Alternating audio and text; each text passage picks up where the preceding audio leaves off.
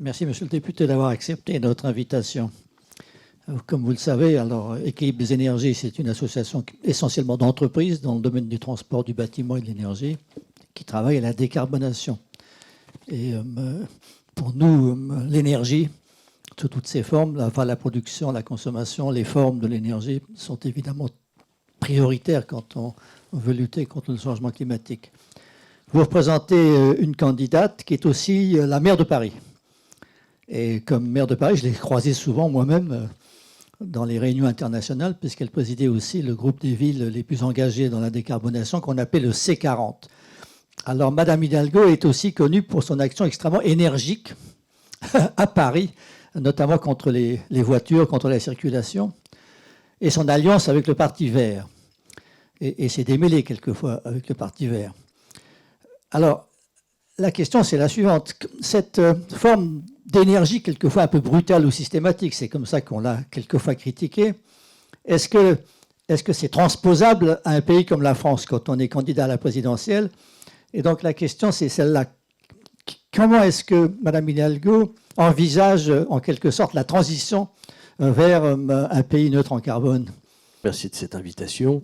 Je tenterai modestement de répondre à vos questions, mais vous appelez d'emblée quand même une petite mise au point, puisque la candidate Anne Hidalgo, c'est la candidate d'une formation politique, c'est une candidate de gauche pour l'ensemble de la France, et c'est pas la candidate ni à la mairie de Paris aujourd'hui, ni la candidate de Paris par rapport à la province. Donc je suis moi-même député d'une circonscription, vous avez eu la gentillesse de le rappeler, de Seine-Maritime, qui n'est pas dans la banlieue parisienne, qui est une circonscription à la fois rurale, industrielle, comme de très très nombreux concitoyens. Donc non, Madame Hidalgo aujourd'hui est la candidate de gauche pour une élection présidentielle et donc porte des projets, des sujets qui concernent l'ensemble de nos concitoyens et pas uniquement les urbains. Donc il n'est pas question de transposer quoi que ce soit, il est question d'inventer collectivement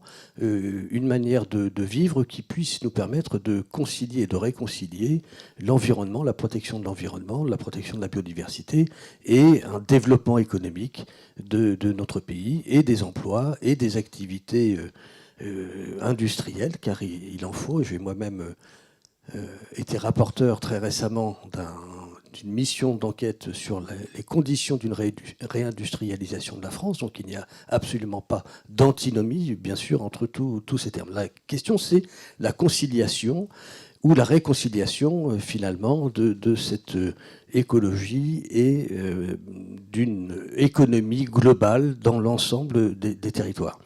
Alors, il m'avait été proposé quelques réactions sur, dans un premier temps, le quinquennat du président Macron.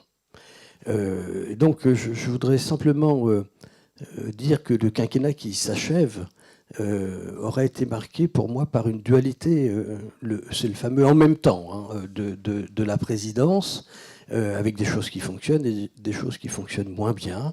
Et il y a eu, en matière de changement climatique, en matière d'environnement, de fortes déclarations du président sortant, le Make Our Planet Great Again, à la mode américaine, affichant donc une ambition forte pour le climat dans les discours, ou encore, vous en avez comme moi la mémoire, la convocation d'une convention nationale pour le climat dont toutes les propositions seraient reprises sans filtre, comme il s'est dit. Ça, c'était le discours. Et puis, il y a eu des actes, des actions, finalement, sensiblement insuffisantes par rapport aux urgences. Et la justice a même pris 2 décisions historiques dans l'affaire du siècle et l'affaire Grande-Sainte, qui reconnaissaient l'insuffisance des actions du gouvernement pour respecter les objectifs sur le climat et qui l'invitait, qui l'obligeait même à agir.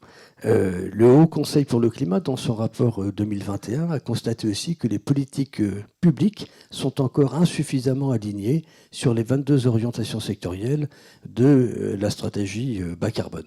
Et le Conseil d'État, pour sa part, a observé que la baisse des émissions en 2019 est faible et que le respect de la trajectoire qui prévoit une baisse de 12% des émissions pour la période 2024-2028 n'apparaît pas atteignable. Donc, voilà, il y a eu j'ai envie de dire, une dualité, une ambiguïté aussi entre les paroles et les actes. Et aujourd'hui, vous l'avez aussi indiqué dans vos différents documents. J'ai eu le plaisir de lire le document que vous m'avez remis tout à l'heure, mais je l'avais reçu par voie électronique. Et donc, nous avons évidemment beaucoup de choses en partage avec ce que vous avez mis dans votre rapport.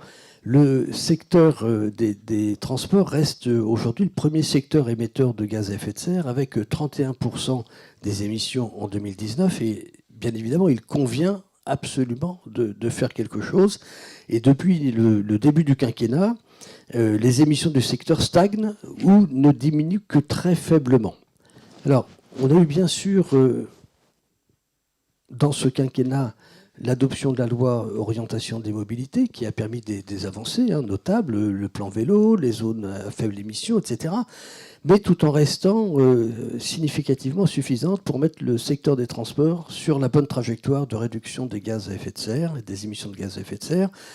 La fin de vente des voitures essence et diesel prévue en 2040, le maintien des projets routiers. Bref, il y a eu un décalage par rapport aux ambitions qui étaient affichées initialement. Et puis, il y a eu la loi, je ne sais pas s'il faut dire mais il y a eu la loi climat et résilience qui, finalement, n'a pas permis non plus d'inverser cette tendance. Et pour reprendre les 43 propositions de la Convention citoyenne, ce n'est pas moi qui l'avais convoqué, ça devait permettre, finalement, de mettre en cohérence la dynamique des réductions de gaz à effet de serre, notamment dans le secteur du transport, avec les objectifs climatiques de la France.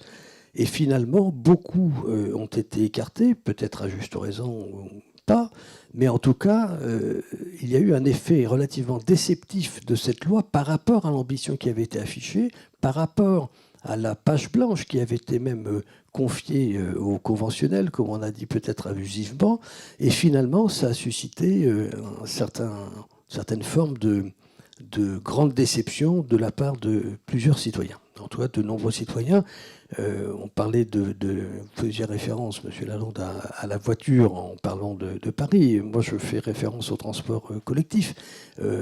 Effectivement, sur le ferroviaire, notamment, on aurait pu s'attendre, on aurait dû s'attendre, et nous avions fait des propositions dans le cadre du groupe socialiste et apparenté, mais d'autres avaient fait aussi des propositions pour renforcer très fortement le plan d'investissement massif dans le transport ferroviaire.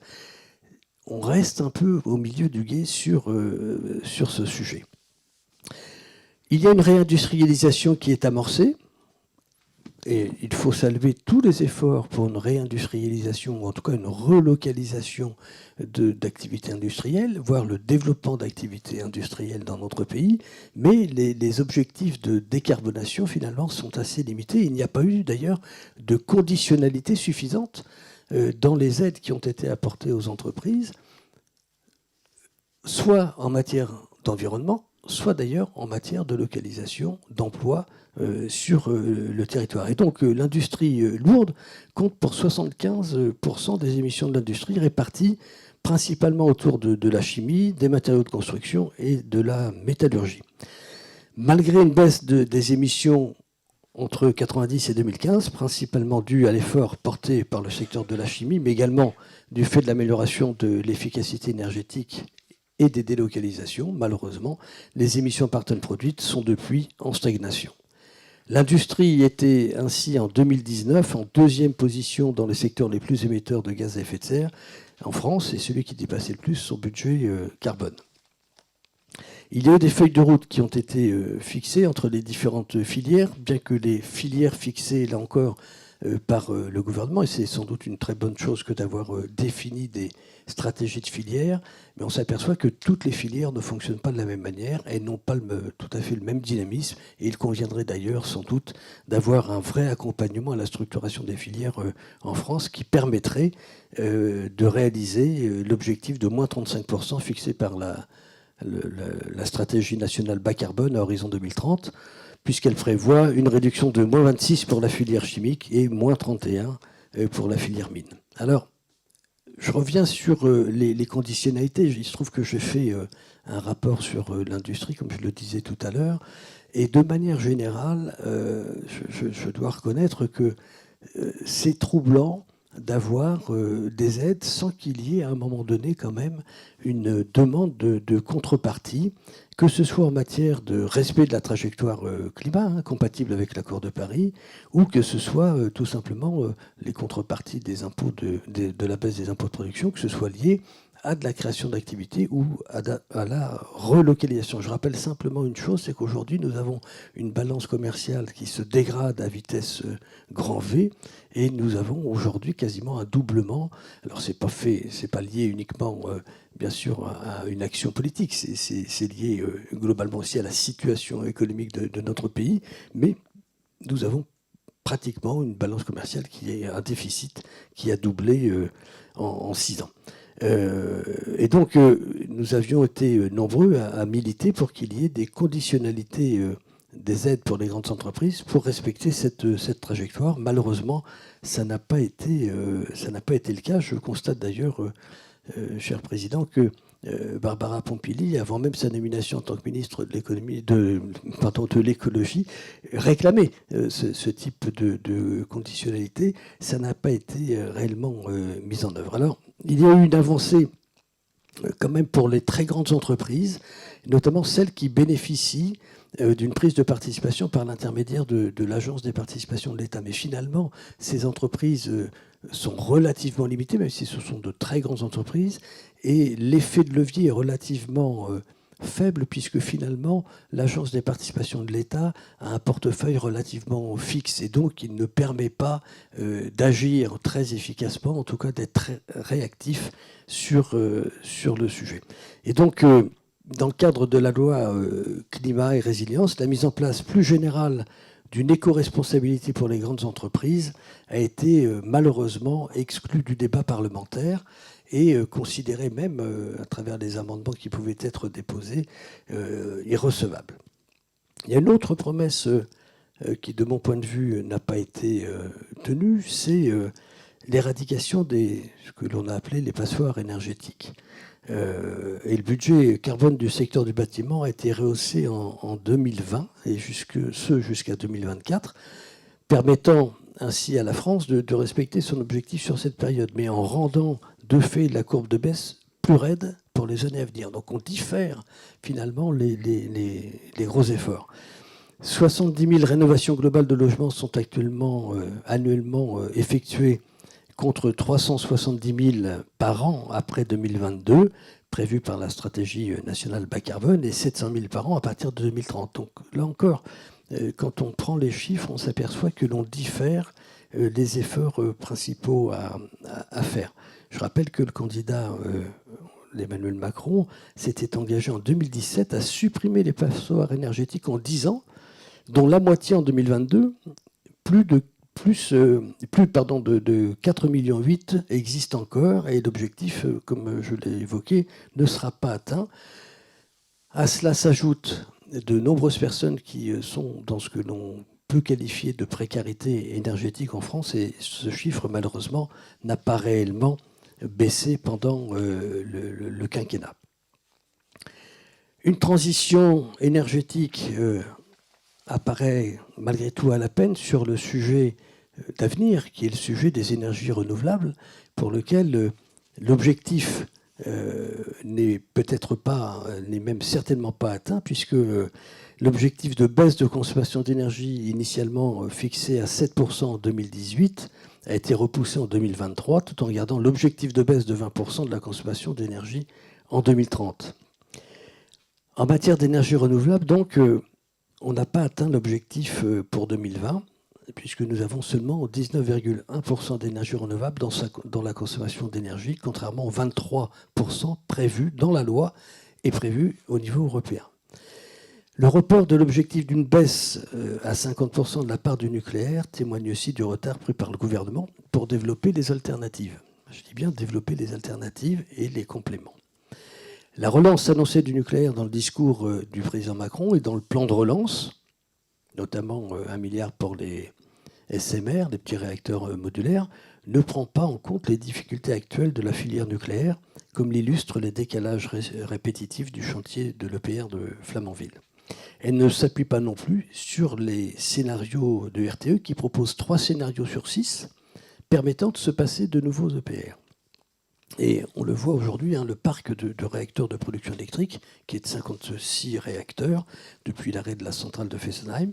De nombreux réacteurs sont actuellement en maintenance, notamment pour des opérations de maintenance, mais reportées en partie à cause de la pandémie. Et par ailleurs, d'autres réacteurs ont été ou seront prochainement mis à l'arrêt par EDF pour effectuer des contrôles salutaires, pour des motifs de corrosion. Au fond, vous dressez un panorama des critiques que vous adressez au quinquennat, mais vous n'avez pas évoqué, me semble-t-il, le programme que va défendre Mme Hidalgo.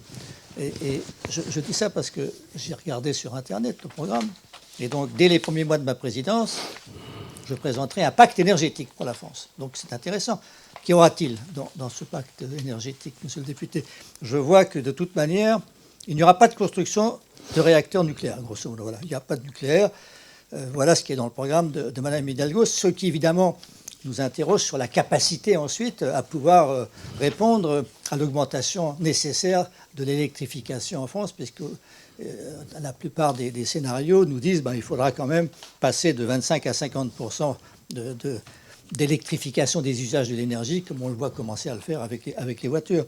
Donc, si vous voulez, la question pour nous, on n'est pas là, nous, pour défendre le bilan de M. Macron, mais en revanche, on est là pour écouter le programme de Mme Hidalgo. Vous avez raison, mais j'étais invité quand même à faire un constat, donc je me permettais de faire cette introduction.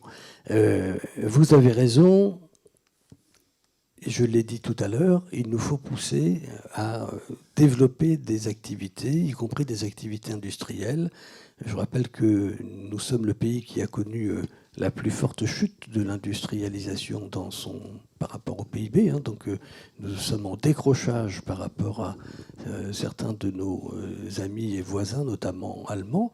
Et il y a tout à faire pour retrouver une dynamique industrielle dans notre pays. Et vous avez raison, cette dynamique industrielle passe forcément par une consommation énergétique et passe forcément par une consommation énergétique que nous souhaitons, nous comme vous, décarboner, et donc par de l'électricité.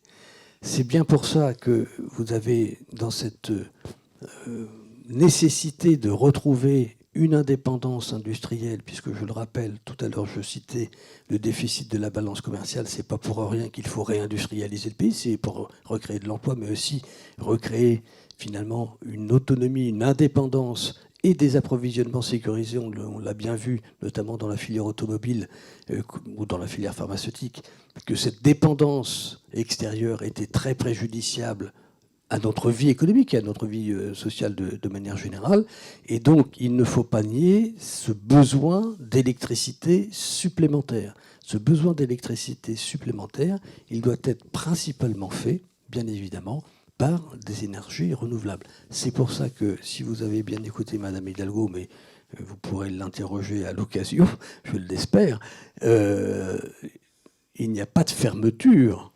Il y a aujourd'hui, d'ailleurs on peut penser que ce n'est pas nécessairement aux politiques de prendre ces initiatives-là. Nous avons besoin de l'électricité et il faut donc s'appuyer sur l'ensemble des experts et notamment l'Agence de sûreté du nucléaire pour pouvoir annoncer à quel moment les réacteurs pourront être fermés. Nous avons une génération, 56 réacteurs, avec des générations finalement diverses, et il y aura des arrêts. Il y a d'ailleurs, si on regarde un petit peu la pyramide des âges des réacteurs, on peut même s'inquiéter d'avoir des grandes tranches de réacteurs qui risqueraient d'être bouclés en même temps. Donc il faut être très très prudent sur le sujet.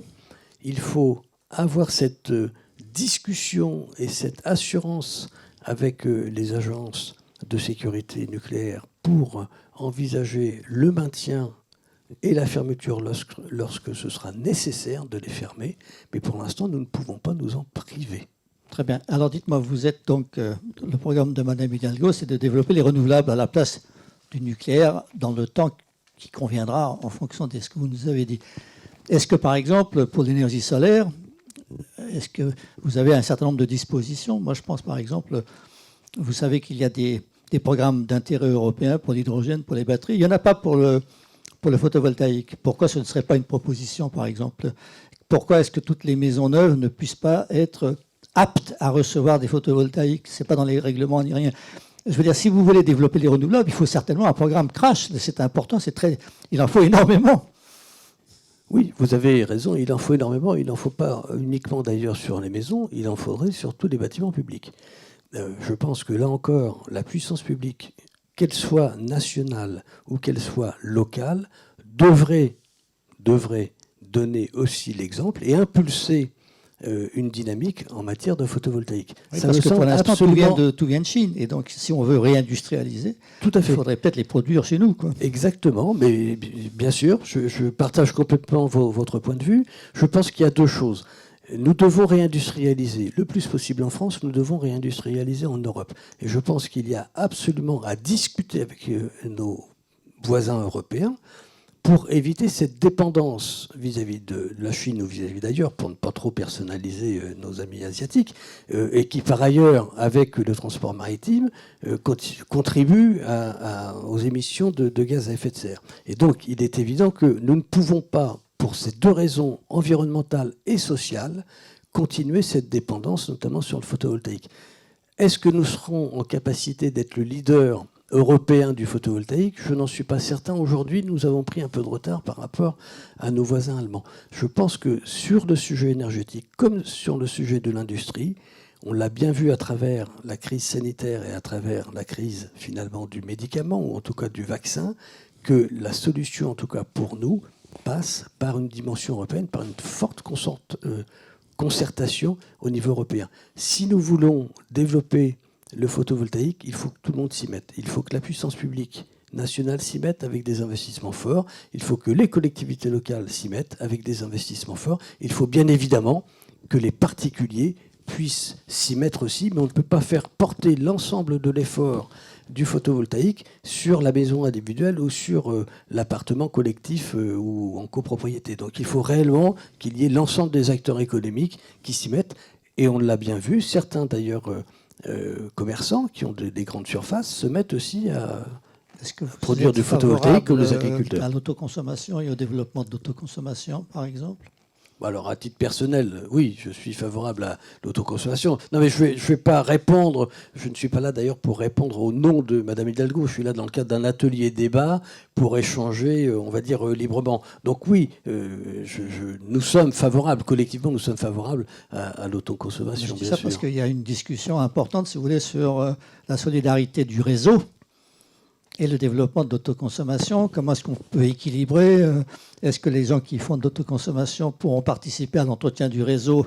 Ou est-ce qu'il n'y aura pas un problème social, si vous voulez, ceux qui seront condamnés au réseau, si vous voulez, ceux qui n'auront pas les moyens de se développer l'autoconsommation? Enfin, toutes ces discussions sont en ce moment des discussions importantes. Elles ont lieu dans la réglementation. Elles ont lieu, les décrets, par exemple, ne sont pas sortis pour l'autoconsommation, etc. Il y a beaucoup de choses de ce genre-là. Donc, je vous pose ces questions-là parce que si vous êtes anti-nucléaire, si je puis dire, Madame Hidalgo ne veut pas du nucléaire, à ce moment-là, il faut un programme beaucoup plus fort, si vous voulez, pour les renouvelables. Alors, pardonnez-moi, vous dites que Madame Hidalgo est anti-nucléaire, vous y allez peut-être un petit peu fort. J'ai compris. Je ne suis pas certain qu'elle l'ait dit de manière aussi tranchée. Non, elle a dit très clairement qu'il fallait développer très massivement les énergies renouvelables, mettre le paquet qui n'a pas été mis jusqu'à présent sur le développement des énergies renouvelables, et face à des incertitudes, et notamment à la gestion des déchets nucléaires, mettre un terme, effectivement, aux centrales. Ce n'est pas être anti-nucléaire, puisque ça veut dire vivre avec le nucléaire encore de nombreuses années, puisque nous ne pouvons pas nous en passer aujourd'hui. Donc c'est pas, je tempérerai un petit peu le propos que vous avez prononcée. Et par ailleurs, vous avez raison d'évoquer la question de l'autoconsommation, de la production, de l'entretien, et donc d'une certaine mutualisation, comme pour reprendre votre expression, et j'y suis extrêmement sensible, ayant été un grand militant de l'économie sociale, de la coopérative et de la mutualité. Donc je suis sensible à cette expression, doublement sensible, au-delà de l'écho que ça fait en moi, mais tout simplement parce que c'est un vrai enjeu majeur de notre société aujourd'hui. Que ce soit en matière d'énergie, que ce soit en matière de protection sociale, que ce soit en matière de retraite, que ce soit en matière de santé. Nous avons aujourd'hui un vrai problème de partage des efforts, de partage des risques et de la contribution à l'effort collectif. Et toute cette dimension, on va dire, de mutualisation, toute cette dimension de partage doit être vraiment remis au cœur de notre débat de société demain, que ce soit pour les questions environnementales comme pour les questions économiques et sociales. Ça me semble absolument fondamental. Est-ce que je peux aussi vous poser une question sur la dimension européenne des politiques de l'énergie ?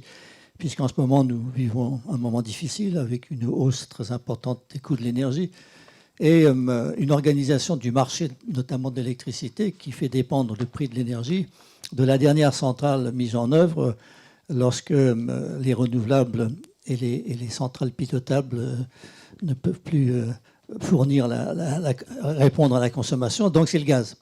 Le gaz, c'est aussi des prix très élevés à cause d'une reprise très importante de l'économie dans les pays asiatiques. Et nous avons aussi un problème géopolitique majeur en ce moment, dont voyons les péripéties à la télévision aujourd'hui, avec la dépendance au gaz de l'Allemagne. Alors, est-ce que vous seriez favorable à une remise en cause de cette manière du marché de l'énergie européen, ou au contraire, tout ça c'est parfait, et notamment pour Électricité de France, est-ce que vous pensez que l'EDF doit rester ou doit être une entreprise privée en quelque sorte, avec les règles de l'entreprise privée, et un actionnaire majoritaire qui veut bien aider l'entreprise à vivre, ou au contraire un service public, et vous seriez favorable à une renationalisation en quelque sorte de l'électricité en France ? Écoutez, il y a des projets effectivement de renationalisation d'EDF, pour parler très clairement.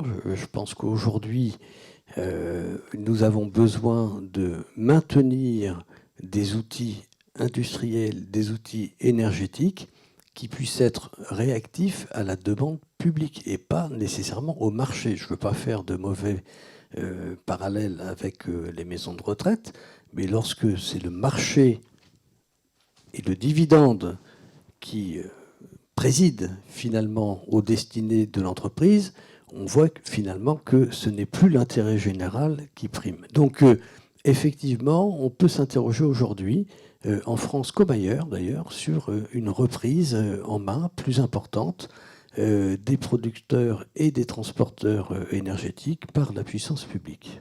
Vous avez raison sur la question de la dépendance énergétique, notamment de certains de nos voisins vis-à-vis de production russe de gaz.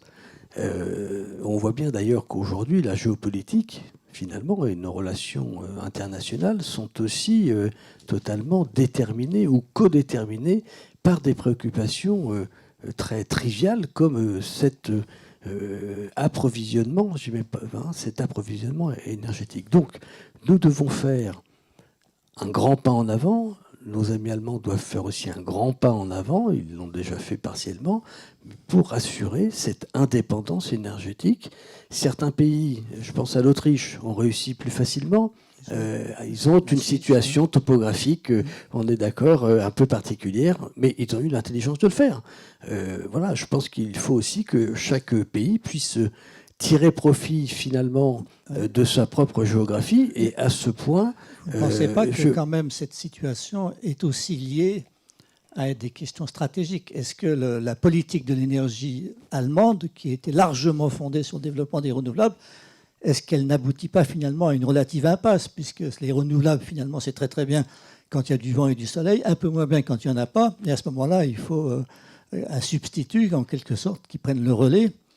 Pour nous, c'est le nucléaire, disons. Pour eux, c'est quoi ? C'était le charbon et le lignite, et puis ça devient le gaz. Et vous avez même déjà des contrats entre l'Allemagne et la Russie pour des fournitures d'hydrogène dont on ne sait pas très bien comment il sera produit.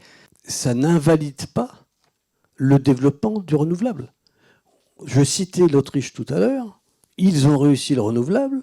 Ils ont massivement investi dans le renouvelable et ça fonctionne. Et ça fonctionne de manière pérenne. Je pense que pour la France, et je ne parlerai pas absolument de l'Allemagne, mais pour la France, nous avons à développer le renouvelable, notamment offshore. On a la façade maritime la plus importante du continent. Nous serions quand même bêtes de ne pas essayer d'en profiter au maximum à travers le développement de l'éolien marine notamment.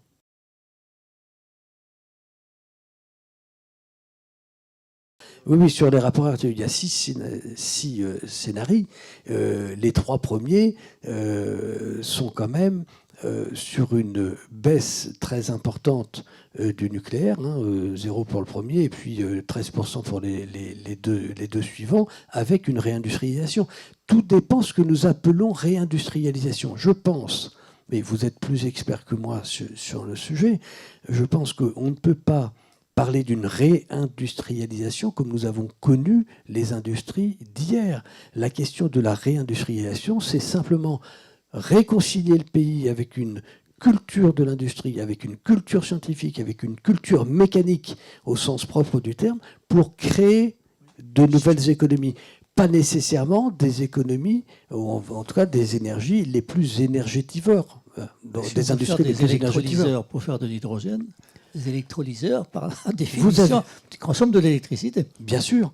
Bien sûr, nous avons effectivement, mais c'est vrai aussi, d'ailleurs, on pourrait le dire, pour la production d'aluminium, alors qu'il nous faut rester indépendants aussi dans notre production d'aluminium, et il nous faut beaucoup d'énergie, et il nous faut transformer cette énergie en énergie électrique, d'une part, et d'autre part, avoir une production électrique qui soit la plus décarbonée possible.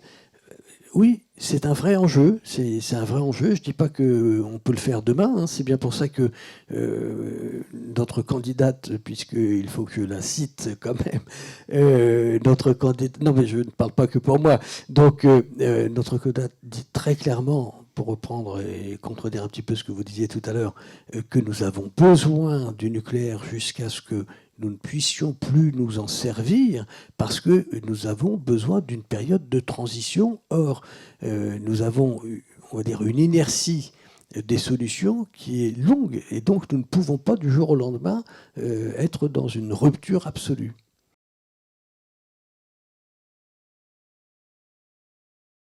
Je n'avais pas l'impression d'avoir donné le sentiment d'être un fervent défenseur de la Convention citoyenne ou de toute autre convention. Mais effectivement, je l'ai cité. Je pense que les consultations citoyennes sont absolument indispensables, nécessaires, et le plus possible d'ailleurs au niveau local, car c'est aujourd'hui le lien, entre guillemets, démocratique et politique qui est le plus solide, et je pense que nous avons à l'entretenir par des consultations citoyennes. Je parlais tout à l'heure de la Convention, et je répondrai à votre question. Effectivement, j'ai regretté la mise en place de ce dispositif global pour une raison simple, et j'ai pris la précaution de dire, c'est pas moi qui avais convoqué la Convention citoyenne. Je n'aurais jamais convoqué une convention citoyenne en disant je prendrai tout ce que vous allez dire et je vais l'appliquer. Ça, c'est pas une bonne consultation. La consultation, c'est un processus démocratique indispensable pour que nous puissions tous vivre ensemble et tous participer à la réflexion, à la décision, à l'application. Et en même temps, il y a un Parlement, il y a un exécutif dont la fonction où les fonctions respectives sont de débattre au Parlement de ce qu'il convient de faire et le gouvernement de l'exécuter. Bon, on sait que c'est un peu... ça, c'est théorique.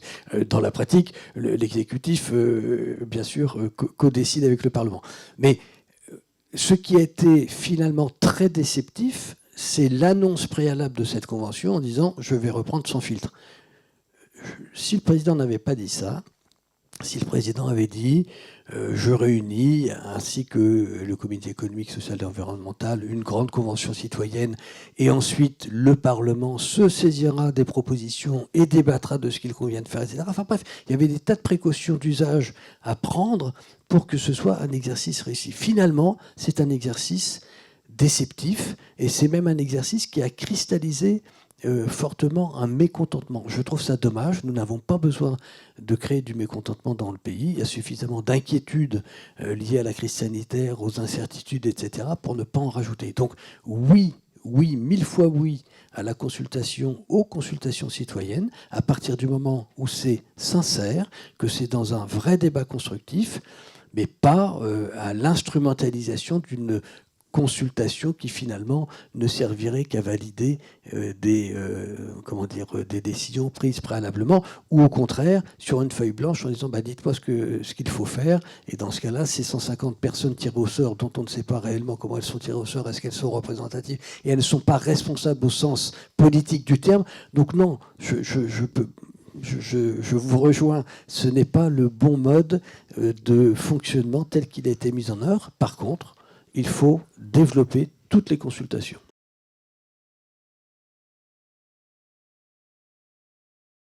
Vous avez lu, nous avons lu les rapports du GIEC, les inquiétudes suscitées d'ailleurs à la lecture de ces rapports. Néanmoins, je pense que parler d'apocalypse climatique est anxiogène pour une grande partie de la population, et on le voit notamment chez les jeunes, qui aujourd'hui sont bien plus que les générations précédentes inquiètes par l'avenir, et notamment par cette préoccupation environnementale, écologique, et ils ont raison d'être inquiets, mais je pense qu'il ne serait pas totalement raisonnable de parler aujourd'hui dans un programme présidentielle d'apocalypse climatique si on ne fait rien. Je pense qu'il faut au contraire développer une ambition très volontariste, qui rejoint d'ailleurs l'ambition du Shift Project, mais la question c'est comment y parvenir. Je ne suis pas certain qu'il faille culpabiliser chaque Français en disant qu'il doit diminuer ou diviser par 5 sa propre consommation. Ce qui est certain, c'est que chaque personne, chaque acteur, français, entreprise, collectivité locale, doit effectivement se saisir absolument de la question et de la dimension énergétique pour avoir une moindre consommation. Et la moindre consommation, ça signifie être inventif, ça ne signifie pas nécessairement, comme certains voudraient le dire, une décroissance. Je ne suis pas ni pour ni contre la décroissance, je dis simplement que ce n'est pas le sujet. Nous devons tout faire pour continuer à vivre collectivement en réduisant nos consommations, mais en réduisant nos consommations à travers des inventions, à travers des productions d'ENR, à travers du transport collectif, à travers des mobilités plus agiles, etc. Pas nécessairement, on va dire, en se refermant chez soi, comme peut donner l'impression de l'expression apocalypse climatique. Cela dit, je partage l'urgence absolue qu'il y a à agir, mais je pense que globalement, les dirigeants européens commencent à en prendre la dimension. Là encore, je me permets de rajouter l'Europe là-dedans, dans notre discussion, pardonnez-moi cette trivialité, tout simplement parce qu'on n'arrivera pas seul. Y compris les émissions de gaz à effet de serre, il faut qu'on fasse tout pour les réduire, bien évidemment, en France, mais il faut tout faire pour les réduire aussi dans les pays alentours, bien évidemment. Et même en Amérique et en Chine. Et même en Amérique et en Chine. Alors, c'est un peu plus compliqué, mais oui, vous avez complètement raison. La difficulté, je pense que je suis un pro-européen convaincu. Après, on peut discuter de quelle Europe, comment, etc. Mais je fais partie de ceux qui considèrent que l'Europe est une chance pour la France dans la mesure où on le voit bien dans ce concert d'une économie mondialisée avec les États-Unis, avec la Chine, avec la Russie, etc. Nous avons besoin d'être forts à plusieurs. On ne peut pas être fort tout seul. Et donc, nous devons absolument discuter, absolument définir une politique énergétique européenne.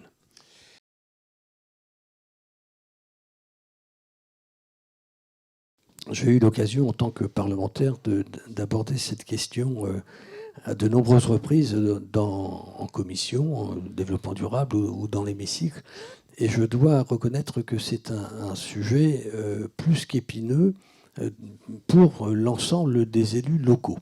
Il y a collectivement, on va dire, une bonne volonté pour développer l'éolien, et en fin de compte, personne n'en veut chez soi. Donc il y a un vrai défi collectif.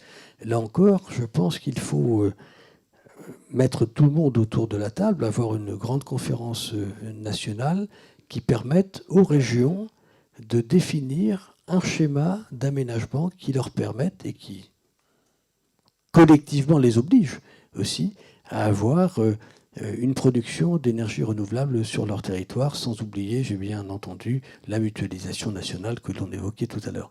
Mais la question de l'éolien doit se traiter le plus possible au niveau des régions dans le cadre d'un schéma national décliné au schéma régional.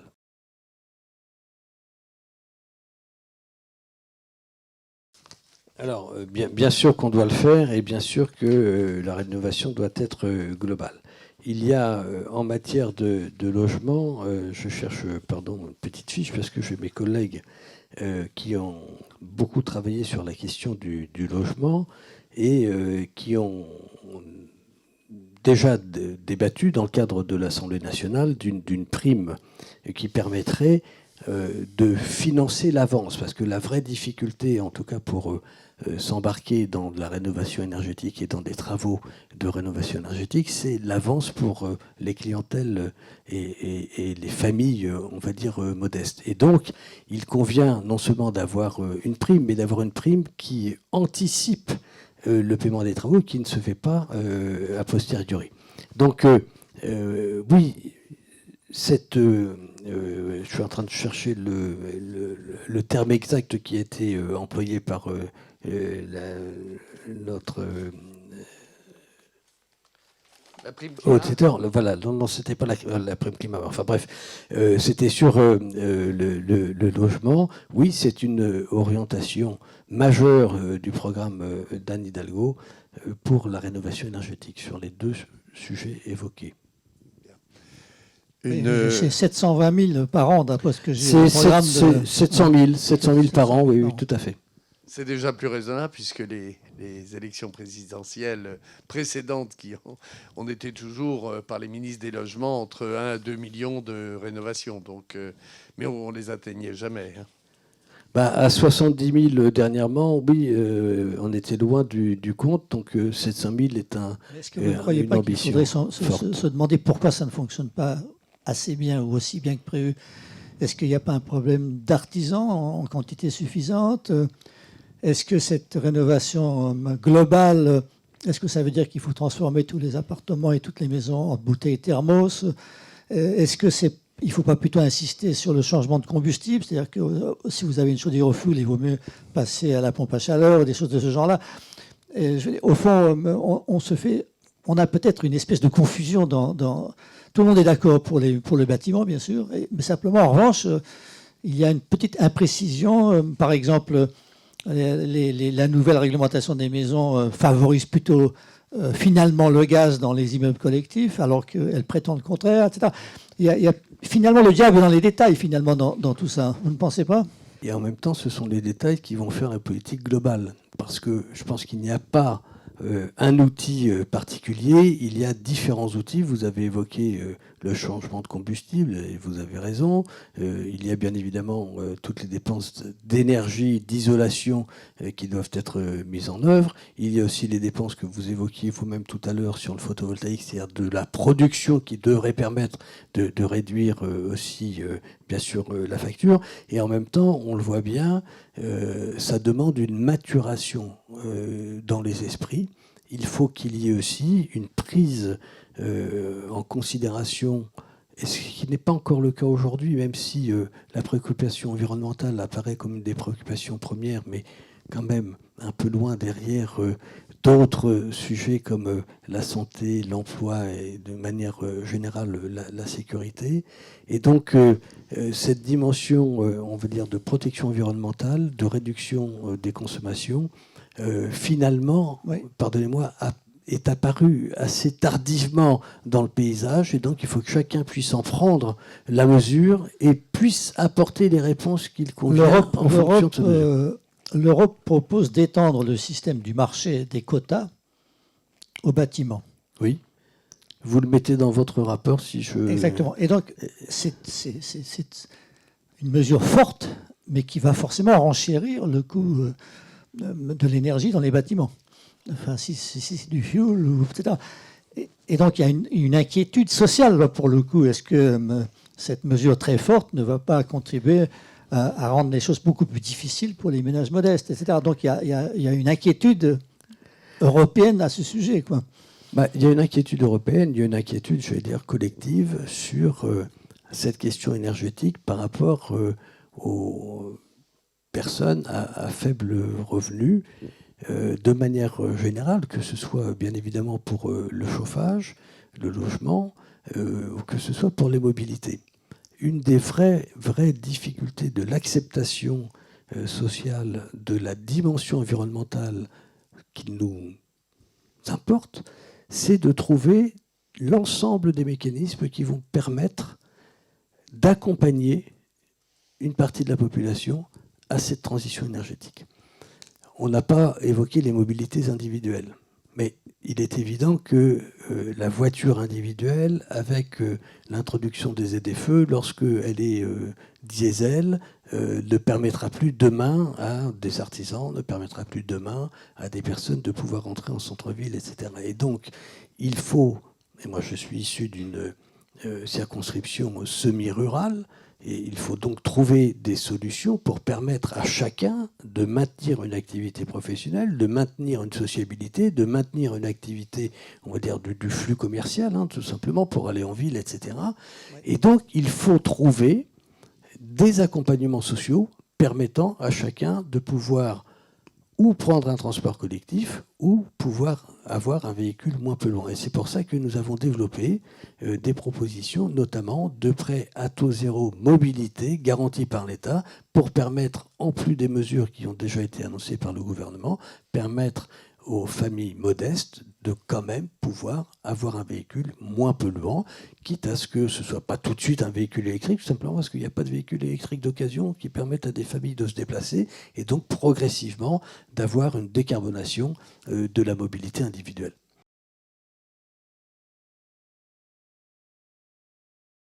Vous savez, si on veut éviter cette dépendance aux marchés internationaux, c'est développer sa propre autonomie. C'est exactement comme on l'a vu sur les processeurs ou le matériel électronique, ou comme on l'a pu le voir sur les médicaments ou sur le vaccin, de manière très, très claire. À un moment donné, lorsque l'on est dans un rapport de force de marché entre une demande forte et une offre faible, c'est exactement comme la production, on va dire, des hydrocarbures aujourd'hui, il y a forcément une facture qui est payée par le consommateur, en l'occurrence par le consommateur français. Même si vous avez eu raison de rappeler toutes les mesures on va dire, d'atténuation de ces augmentations. Donc, je vous rejoins, puisque vous voulez aussi, je pense, m'emmener sur l'indépendance énergétique de la France. Je pense que nous devons effectivement développer le plus possible des logiques d'autonomie pour éviter d'être sur cette dépendance des marchés financiers et des marchés énergétiques mondiaux. 60% les fossiles en France. La consommation finale, c'est encore 60%. Donc je dis ça, c'est pas rien, quoi. Ah ben c'est pas rien, bien évidemment, et chaque Français le sait aujourd'hui, y compris dans sa propre, on va dire, dans son propre quotidien de mobilité. Mais 60% de fossiles, ça vous donne, on le sait, l'ambition absolue qu'il nous convient collectivement d'avoir pour la réduire le plus possible. On le sait, on a rappelé les travaux du GIEC, on peut rappeler des tas de travaux.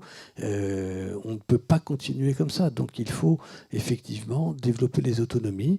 La filière nucléaire est aujourd'hui une solution de transition pour nous permettre, avec un très fort développement des ENR, de développer cette autonomie, en tout cas d'avoir une autonomie totalement décarbonée.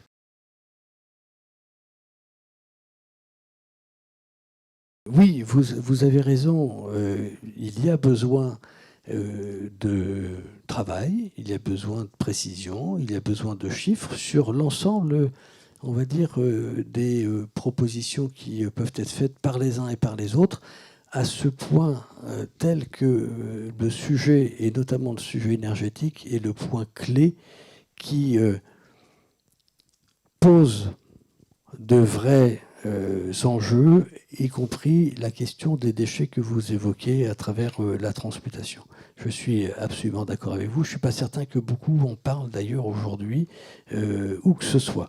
C'est bien, et tout à l'heure, Brice Lalonde disait qu'il y avait une prudence dans mon propos. Oui, bien évidemment, il y a une prudence. Pourquoi il y a une prudence? Parce que les sujets sont extrêmement sensibles, extrêmement importants.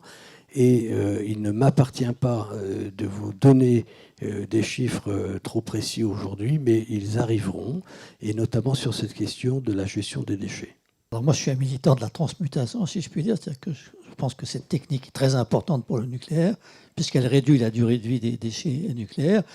Et je trouve que dans un programme, même si on n'aime pas le nucléaire, on devrait, si je puis dire, engager des budgets. Et la France, dans cette recherche, avec d'autres pays européens, c'est la Belgique pour l'instant qui est leader, mais il y a aussi d'autres projets.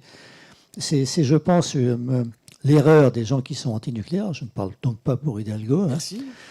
L'erreur des gens qui sont anti-nucléaires, qui ne regardent même plus, ils ne se donnent plus la peine d'aller voir si on peut améliorer, etc. 15 réacteurs transmuteurs en Europe, la question des déchets est quasiment réglée, quoi. Mais simplement, il faut le faire. Ça ne se fera pas du jour au lendemain, c'est difficile. Oui, je partage. En même temps, ça demande beaucoup d'expertise, beaucoup de réflexion. Nous avons des discussions aujourd'hui. Je ne peux pas vous donner l'atterrissage sur la question de la transmutation, mais voilà, je me permettais de rappeler que vous ne trouvez ça nulle part, et c'est pas pour rien. C'est parce que c'est extrêmement, sensible. Nous y travaillons, et vous aurez bientôt des réponses.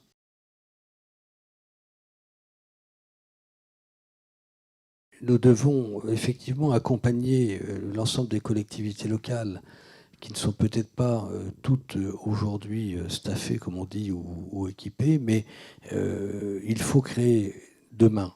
Il faudra créer un grand ministère du climat, de l'économie et des finances, et ce grand ministère devrait permettre de développer des actions fortes en lien étroit avec les collectivités locales.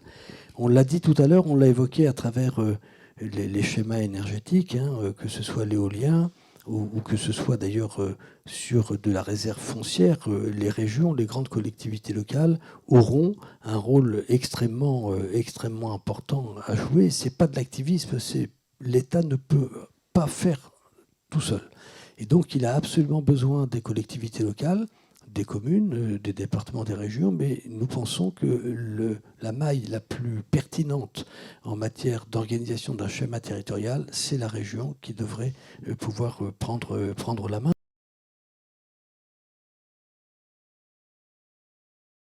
Sur la géothermie, on évoquait tout à l'heure d'autres solutions que, bien sûr, l'électricité, c'est une évidence. La géothermie fait partie de ces solutions qui peuvent être extrêmement pertinentes à l'échelle d'un quartier, à l'échelle d'une construction ou d'un bâtiment. Ça ne peut pas être une filière, entre guillemets, nationale, au même titre qu'il y a une production de géothermie, enfin, au même titre qu'il pourrait y avoir une production d'électricité, là, avec une stratégie nationale. La production de la géothermie, là encore, doit être une ambition, on va dire, très localisée, partout où c'est possible. dans le programme de Mme Hidalgo tel que je l'ai lu sur Internet, et vous venez d'en parler, il y aura donc, je nommerai comme numéro 2 du gouvernement un ministre du climat, de la biodiversité et de l'économie. Donc c'est très ambitieux. Donc ça veut dire que l'économie tout entière sera liée à la question du climat et de la biodiversité.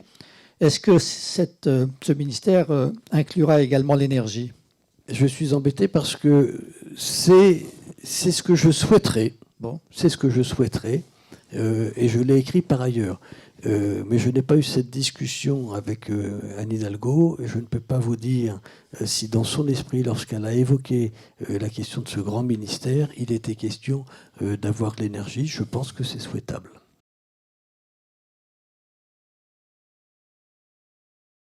Ce qui semble très important dans la question, pour moi, c'est la question de la transparence. Aujourd'hui, nous avons, sur cette question du nucléaire, j'ai envie de dire, trop peu de débats éclairés.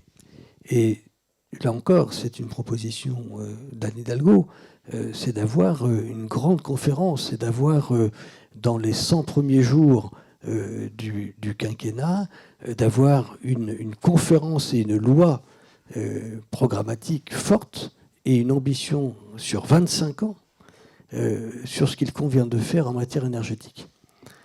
Donc il faut se fixer des caps longs, il faut se fixer des lois de type loi pluriannuelle quinquennale, et il faut qu'il y ait du débat. Il faut qu'il y ait du débat sur la question énergétique pour que cette question énergétique et cette indépendance dont nous parlons depuis tout à l'heure de production d'électricité, pour faire court, doit être absolument débattue. Elle doit être débattue au Parlement, elle doit être débattue dans la population, et nous devons pouvoir nous appuyer sur les agences qui aujourd'hui peuvent nous assurer de la sécurité nucléaire. Nous avons 2 agences fort heureusement qui travaillent en grande transparence, en grande autonomie, avec un grand sérieux. Nous devrions davantage les auditionner, davantage leur poser des questions. Quand je dis nous, c'est globalement la collectivité nationale. Le Parlement devrait régulièrement avoir un grand moment d'échange avec l'ensemble des agences de sûreté et de sécurité nucléaire. Ça me semble absolument indispensable pour que nous puissions sereinement aborder cette question-là. Et je parle du nucléaire, mais bien évidemment, il faut parler des autres sujets de production énergétique. Et il faut bien évidemment qu'il y ait un vrai débat sur l'éolien, il faut qu'il y ait un vrai débat sur les possibilités d'hydrolien ou d'hydraulique marine, etc. Il faut que la question énergétique ne soit pas qu'une question de consommation, mais aussi une question de production. Quand on est consommateur et qu'on se fiche de savoir comment est produit le produit, on va consommer n'importe quoi et n'importe comment. Je pense qu'il faut prendre conscience des conditions de production de nos énergies, et pour cela, il n'y a rien de mieux qu'un grand débat national au début du quinquennat et régulièrement dans le cadre d'une loi de programmation. À l'équilibre des énergies, nous pensons qu'au moins 40% de la consommation finale d'énergie, ça devrait être de la chaleur, et de la chaleur renouvelable. Vous avez parlé tout à l'heure de la géothermie. Il y a beaucoup de façons de faire de la chaleur renouvelable, la pompe à chaleur, les réseaux de chaleur urbains, etc. etc. Donc il y a certainement un effort à faire dans le domaine de la production de la chaleur renouvelable en France. Alors, vu que j'ai lu votre document, je ne sais plus si c'était l'action 10 ou 11, mais vous avez raison. Et d'ailleurs, je tiens vraiment à vous féliciter. Alors, pardonnez-moi, c'est très immodeste de ma part, puisque vous êtes un grand collectif, mais j'ai lu avec grand intérêt votre contribution à cette élection présidentielle. L'énergie doit être au cœur du débat. 13 actions proposées, un constat. Franchement, pour, comme vous, réfléchir, travailler sur ces questions-là, je pense qu'il n'y a pas beaucoup de virgules à changer à ce document. Il y a la question, on va parler franchement, il y a la question du nucléaire que vous évoquez à 2 reprises dans le texte, qui peut être un vrai sujet de discussion, peut-être même de désaccord partiel, mais franchement, sur tout le reste, nous sommes d'accord. Oui. Sur tout le reste, nous sommes d'accord. Tant mieux. Le Parti socialiste, nous l'avons connu dans le temps, il n'avait pas exactement les mêmes positions, donc on voit que c'est un parti qui évolue. Et c'est une question politique, alors je ne l'évoquerai pas tellement ici, c'est la question de la difficulté pour un parti qui était toujours favorable à la croissance et au développement des forces productives, comme on disait dans le temps, va tout d'un coup se heurter et vouloir passer des accords avec un courant de pensée qui est plutôt décroissant. Donc ça donne une grande difficulté. Comment est-ce qu'on peut, en quelque sorte, comment est-ce qu'on peut, sans se détruire soi-même, en quelque sorte, comment est-ce qu'on peut avancer dans cette direction-là? Mais enfin, c'est une question peut-être elle sort peut-être un peu du débat ici. Vous aurez noté que j'ai dû parler qu'une ou deux fois maximum. J'ai cité la décroissance une ou deux fois. Ce n'est pas, je veux dire, une terminologie que vous trouverez dans nos propos, dans les propos d'Anne Hidalgo ou dans notre littérature. La question n'est pas de croissance, décroissance. On se jette des mots comme ça à la figure qui n'ont pas beaucoup finalement de réalité, ou en tout cas on ne partage pas la même réalité. Donc je pense que là-dessus il faut être clair. Ce qui est important, c'est d'avoir cette prise de conscience de la dimension environnementale, cette prise de conscience que nous devons tout faire pour réduire les consommations et trouver d'autres modes de consommation que vous avez encore relevés tout à l'heure, et que cette discussion puisse être suffisamment collective pour qu'elle puisse être partagée. On ne pourra pas imposer, entre guillemets, une transition environnementale, une transition écologique aux concitoyens. On l'a vu à quelques reprises, comme c'est un sujet extrêmement sensible, parce que c'est lié au prix, c'est lié à la petite marge, entre guillemets, que beaucoup de nos concitoyens qui vivent chichement ont. Et donc, il faut faire extrêmement attention à cette question énergétique, de mobilité, de chauffage. Aujourd'hui, c'est les deux. Beaucoup de personnes vont avoir du mal à payer leur facture de chauffage à la fin du mois et ont du mal à remplir leur réservoir d'essence ou de gasoil. Donc il faut être extrêmement sensible à cette question sociale, à la dimension de l'acceptation de toute la dimension énergétique lorsque nous parlons, lorsque nous écrivons. Et c'est bien pour ça que vous disiez tout à l'heure, Brice, que le Parti socialiste avait évolué. Non, je pense que, enfin oui, on va dire heureusement, tout le monde évolue, tout le monde prend conscience des enjeux, tout le monde se nourrit de l'échange avec l'autre et finalement adopte des positions qui sont peut-être sensiblement différentes de ce qu'il pensait il y a 10 ans. Fort heureusement, et c'est bien pour ça que nous avons aujourd'hui une candidate qui représente le courant de social-écologie.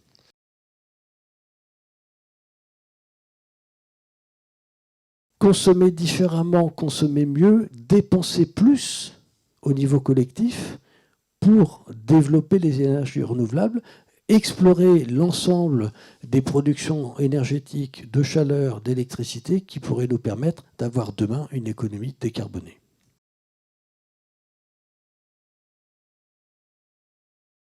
Il faut multiplier les financements, massifier les financements pour développer l'ensemble des énergies renouvelables, je dis bien l'ensemble dans leur grande diversité. Et vous évoquez la question de la substitution. Je pense que la réponse est relativement claire depuis tout à l'heure. Madame Hidalgo a dit, nous ne fermons pas d'ici, sauf si bien évidemment l'agence de sûreté décide finalement de fermer. Mais il n'y a pas de fermeture accélérée tant que nous n'avons pas pu basculer sur de l'ENR. Donc il faut massifier. La substitution, pour le moment, elle est simple. Si demain, 100% de l'énergie est ENR, ça voudra dire que en cas de manque de vent, en cas de manque de flotte, en cas de manque de soleil, on baissera non plus à 100%, mais à 80%. La question n'est pas là. La question ne se pose pas, de mon point de vue, complètement comme ça. La question se pose de savoir à partir de quand nous pourrons avoir des ENR qui permettront d'avoir l'ensemble d'une production assurant les besoins de consommation. S'il faut avoir une production une capacité de production de l'ordre de 110-120% par rapport aux consommations, c'est ce qu'il conviendra de faire. Et non, donc, est-ce que c'est pas un peu, on va faire la danse de la pluie pour que la pluie tombe. Là, il y a quand même un côté, espérons que les techniques seront là, espérons qu'on aura les moyens de le faire. Pour l'instant, dans les rapports de RTE sont très très clairs. Il nous faut avoir développé le stockage de l'électricité. Il nous faut avoir développé un moyen de réguler le réseau sans que ça se casse la figure parce qu'il y a trop d'intermittences, etc. Tout ça, c'est pas prêt pour l'instant. C'est pas prêt. C'est bien pour ça qu'il faut massifier les investissements sur l'ensemble de ces champs d'exploration. Tant que nous n'avons pas cette solution-là, tant que nous n'avons pas ces solutions pérennes, nous ne pouvons pas faire autrement que d'avoir de l'électricité blanche, de l'électricité nucléaire. On le sait bien.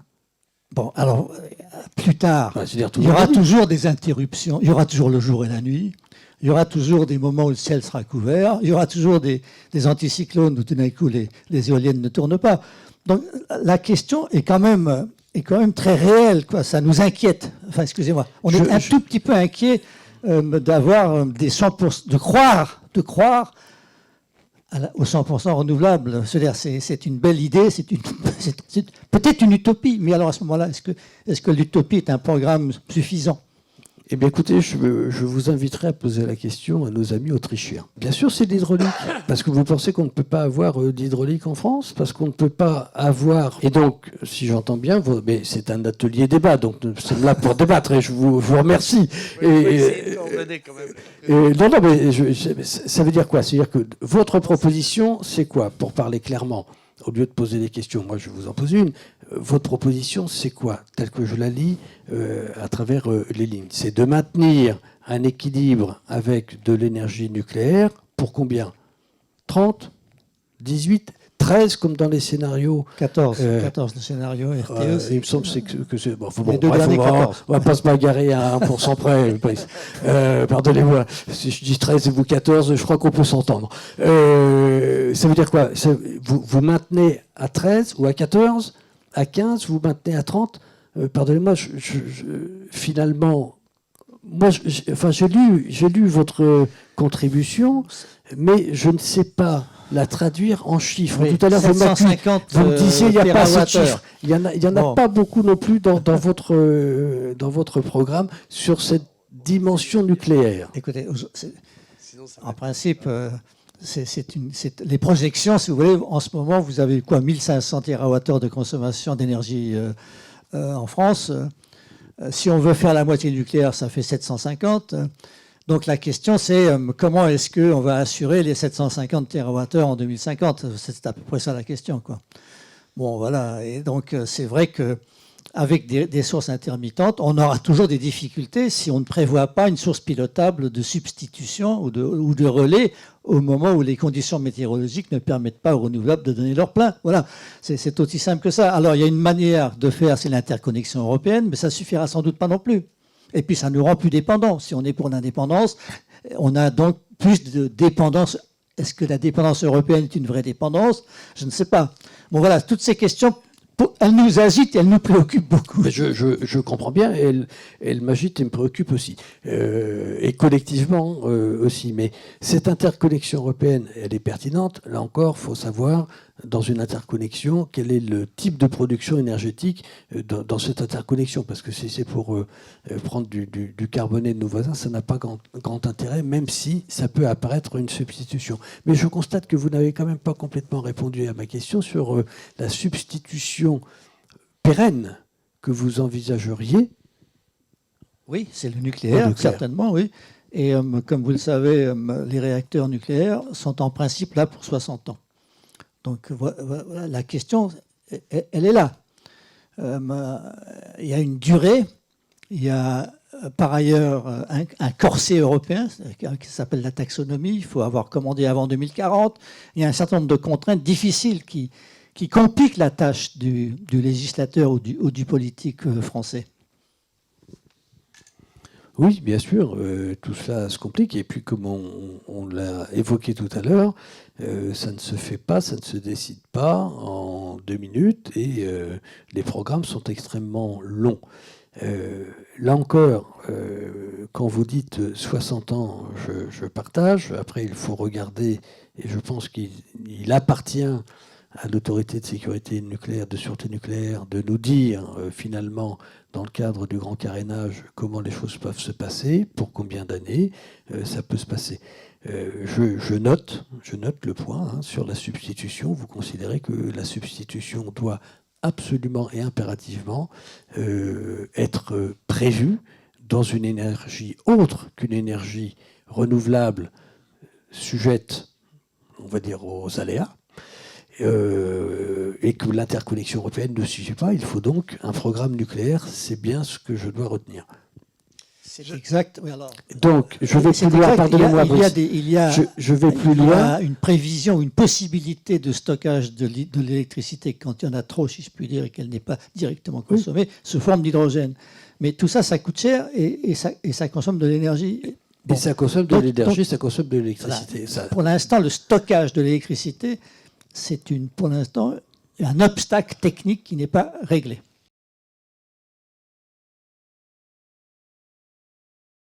Il convient effectivement urgemment de mettre au niveau européen des clauses sociales et environnementales à l'ensemble des importations. Nous devons, si nous voulons sauver une souveraineté économique, industrielle, européenne et française, il nous faut développer l'ensemble de ces clauses sociales et environnementales et effectivement avoir une taxe carbone aux importations.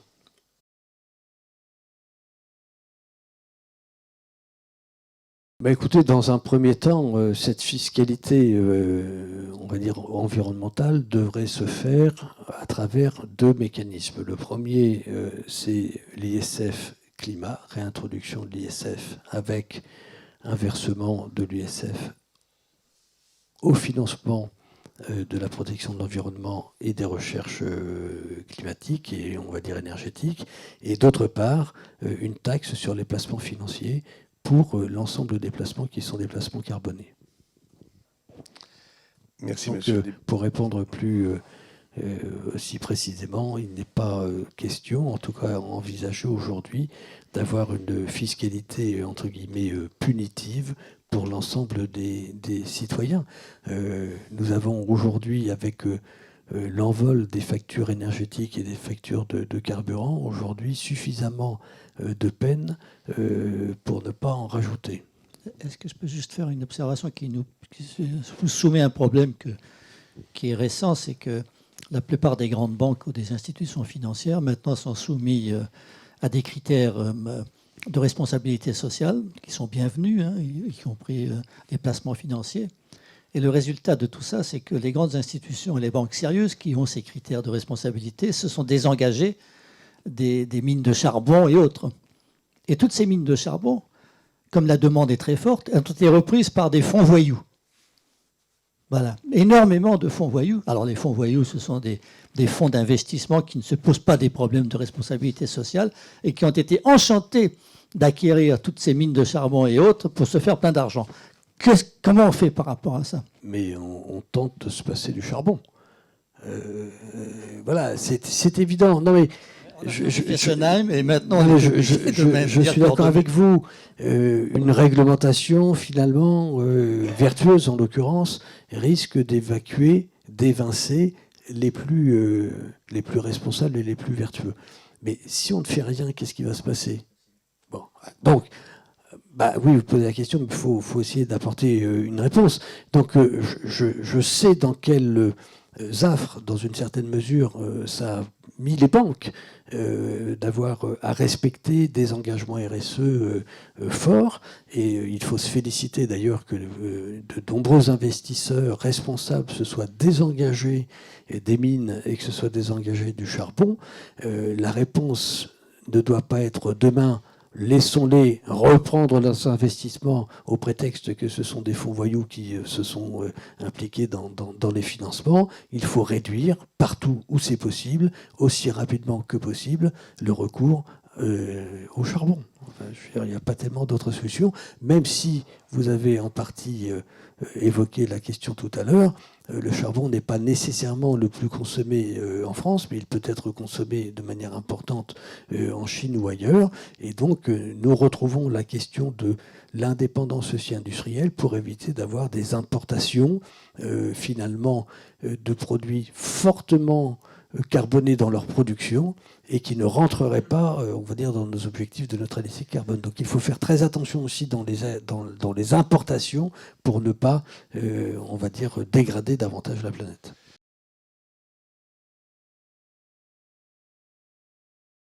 Oui, les biocarburants, à partir du moment où ça n'empiète pas sur de la production agricole, il faut tout faire pour développer. J'ai rencontré des producteurs qui arrivaient avec, on va dire, des rebuts de la production agricole à produire de l'éthanol. Donc oui, il y a de la place pour des biocarburants à partir du moment où, comme je l'ai dit, ça n'empiète pas sur la production agricole de type vivrière.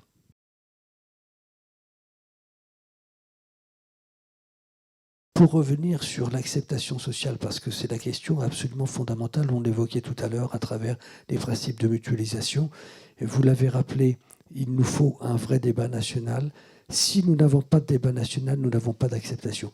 On l'a vu à travers les éoliens, nous avons des départements aujourd'hui qui ne veulent plus un seul mât d'éolien. Et nous avons effectivement des communes, notamment littorales, qui ne veulent pas d'éolien marin. Je pense qu'il faut se poser la question, qu'est-ce que l'on veut à la place? Comment on peut faire? Où faut-il l'installer? Sans doute que ça prendra, pardonnez-moi, un peu plus de temps que si on l'imposait, mais si nous voulons une acceptation sociale, nous devons avoir un grand débat national, nous devons avoir des débats régionaux, et chaque région doit prendre sa part sur la production énergétique. Nous ne pouvons pas non plus avoir des régions qui se disent « moi je ne produis rien et je vais consommer parce que ça va être produit ailleurs ». Donc ça va demander un effort collectif.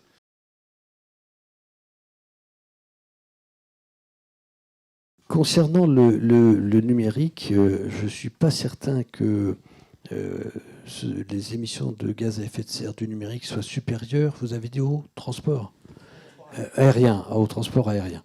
Oui, c'est pas supérieur, c'est pas loin, et ça dépend si vous prenez l'aérien national. Enfin, je ne sais pas comment vous comptabilisez. Ce qui est sûr, c'est que il y a à la fois un recours énorme, on va dire de plus en plus fort au numérique à travers les clouds et les usines. Je constate d'ailleurs que la France, de plus en plus, développe des data centers en France, ce qui est une bonne chose, et qu'il y a aujourd'hui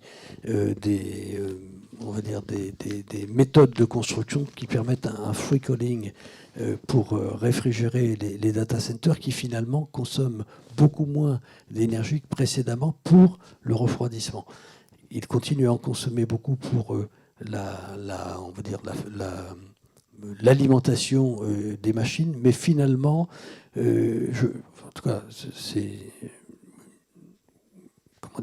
un point de vue peut-être un peu personnel, mais pour avoir visité récemment des data centers, je pense que les solutions existent pour vraiment maîtriser et réduire la consommation énergétique. En tout cas, la question du refroidissement est en grande partie réglée. J'ai visité un data center d'une grande entreprise française qui est le plus gros data center de cette très grande entreprise française, et finalement, il n'y a recours à une énergie extérieure pour réfrigérer que de 2 jours par an. Et donc, peut-être avec des grandes chaleurs, ça serait 1 semaine ou 10 jours, mais finalement, la consommation est faible. Maintenant, on le sait, les ordinateurs qui composent les data centers consomment de moins en moins. Donc, je pense finalement que la question du numérique, si nous avons par ailleurs une certaine sagesse en tant que consommateur pour ne pas mettre toutes nos informations démultipliées 10 fois dans des clouds, je pense que finalement, on devrait pouvoir réduire vraiment cette facture.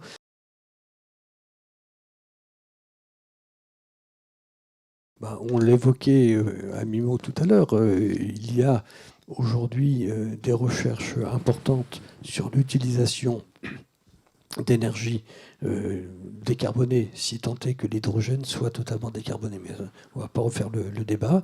Il y a beaucoup à investir dans la filière aéronautique pour avoir une énergie décarbonée permettant de faire circuler les avions.